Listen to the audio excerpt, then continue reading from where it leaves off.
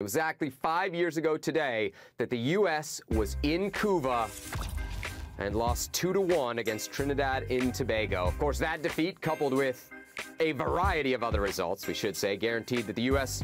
would miss out on the World Cup for the first time since 1986. It's been half a decade, Herc. Has U.S. soccer made the necessary changes since this all-time debacle? I don't know about changes, but for a second, let's put things into context. Look at everything that had to happen for the U.S. men's national team to have that wake-up call. And I'm calling it a wake-up call. Forget missing the World Cup, just a wake-up call. The U.S. men's national team had to lose to Trinidad and Tobago, who are already out, okay?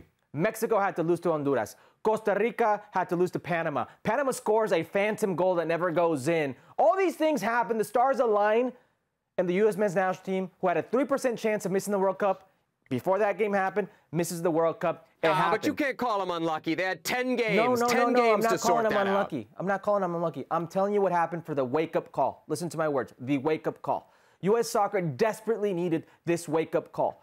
That wake-up call happens, and what happens? Was it a fair U.S. men's national team coaching search? Is that what happened? Or did Jay Berhalter, the #2 most powerful man in the federation, hire his brother? Were there only 2 people who were actually interviewed? Was Tata Martino, who at that time was killing it, not even in the running because he didn't speak English? Julian Lopetegui, who actually was interested in the job, didn't speak English. You can't have it. So what I'm trying to tell you right now, how much has really changed?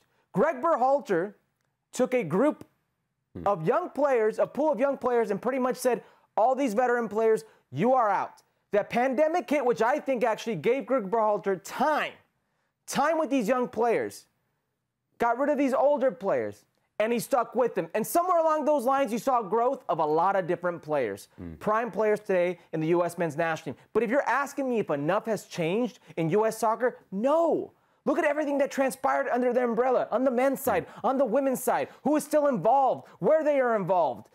Not enough has changed in these 5 years. It's going in a better direction, sure, but because where the bar was.